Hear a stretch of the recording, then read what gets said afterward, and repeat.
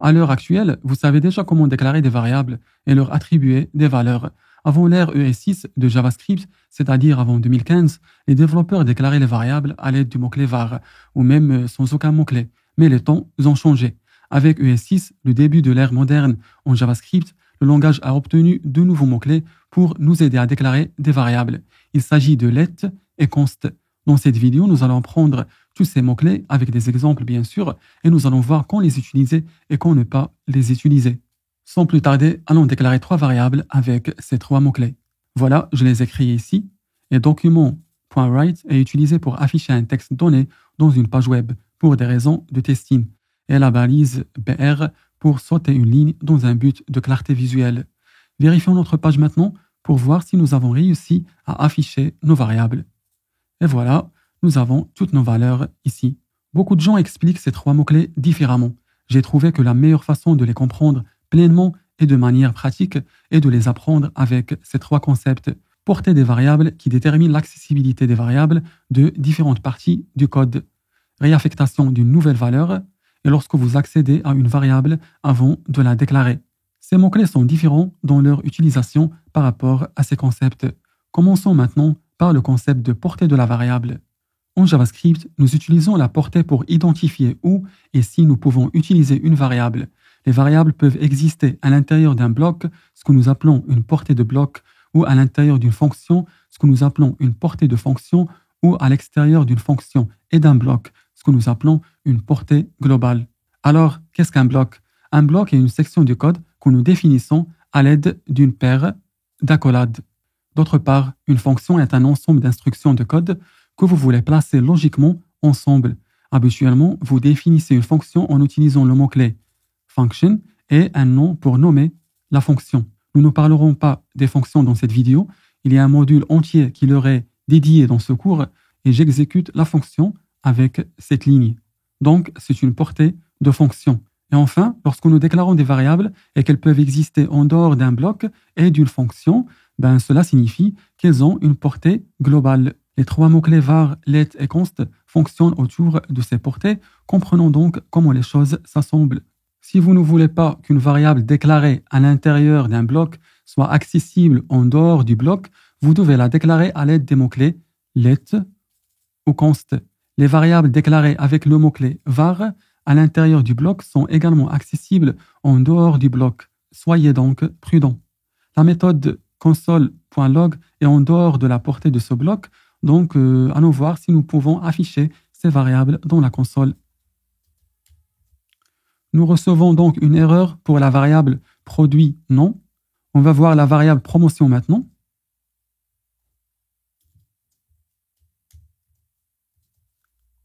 C'est la même erreur. Et enfin, la variable prix. Et nous affichons la valeur sans aucune erreur.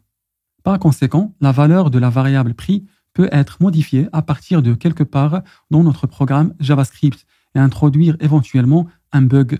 Donc, la morale de l'histoire est n'utilisez pas le mot-clé var à l'intérieur d'un bloc, utilisez toujours let ou bien const à sa place.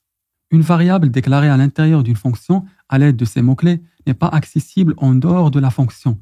C'est la portée de fonction appliquée.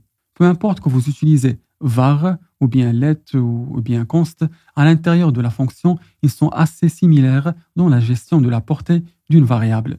Allons vérifier cela rapidement. Donc ici, j'ai créé une fonction appelée lab. Quand cette fonction est exécutée avec cette ligne, elle crée ces 3 variables. J'ai ensuite essayé d'afficher chaque variable dans la console tout en ayant la méthode console.log en dehors de la portée de la fonction. On va voir si on peut le faire ou bien si on va recevoir une erreur. Commençons par la variable produit non. Et voilà, nous recevons donc une erreur. On va voir la variable promotion. Nous recevons la même erreur. Et la dernière variable, la variable prix, même erreur également. Donc, comme vous le voyez, aucune des variables n'est accessible en dehors de la fonction, même la variable prix qui est déclarée à l'aide de var. La conclusion est donc la variable déclarée avec var n'est pas accessible en dehors de celle-ci. le mot-clé var a une portée de fonction. Il en va de même pour const et let, bien sûr. On va voir maintenant la dernière portée qui est la portée globale. Les variables déclarées en dehors des fonctions et des blocs sont globales et ont une portée globale. Cela signifie que vous pouvez y accéder depuis n'importe quelle partie du programme JavaScript en cours. Allons vérifier cela rapidement. Donc, tout en haut, j'ai créé 3 variables déclarées avec 3 mots-clés différents. Et ensuite, j'ai créé une fonction appelée lab qui, lorsqu'elle est exécutée avec cette ligne, affiche toutes les variables créées dans la console.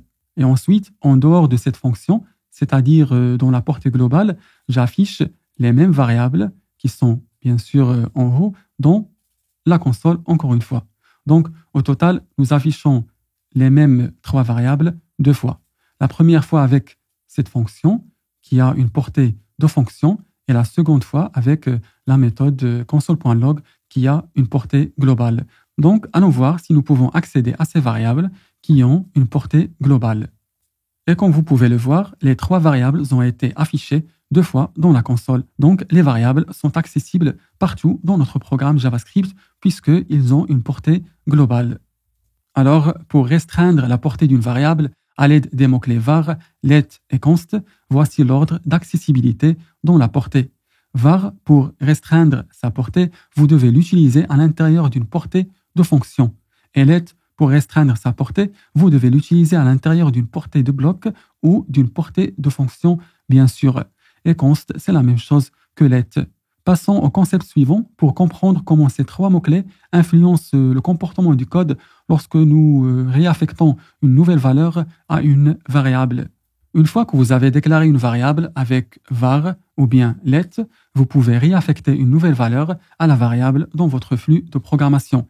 Il est possible de le faire si la variable est accessible, bien sûr, mais avec const, vous ne pouvez pas réaffecter une nouvelle valeur du tout. C'est ainsi que le mot const est dérivé du mot constant. Même linguistiquement, cela a du sens. Si quelque chose est constant dans ce monde, cela signifie que cette chose ne change pas au fil du temps. Allons vérifier ce fait avec notre exemple rapide. Ici, nous avons déclaré 3 variables et leur avons attribué des valeurs. Et ici, nous avons essayé de réaffecter de nouvelles valeurs à ces variables. Et ici, nous essayons d'afficher toutes ces variables dans la console. Vérifions maintenant si cela fonctionne et nous recevons une erreur pour la variable promotion qui est déclarée avec le mot-clé const. Car comme je l'ai dit, nous ne pouvons pas changer la valeur d'une variable qui est déclarée avec le mot-clé const. Essayons maintenant si nous pouvons réparer cette erreur. Je vais changer const avec let, bien sûr. Je vais sauvegarder mon fichier et je vais vérifier la console. Et voilà, nous avons réussi à nous débarrasser de l'erreur et nous avons affiché toutes les variables dans la console. Cela prouve que les variables déclarées avec le mot-clé const ne peuvent pas être réaffectées à une nouvelle valeur.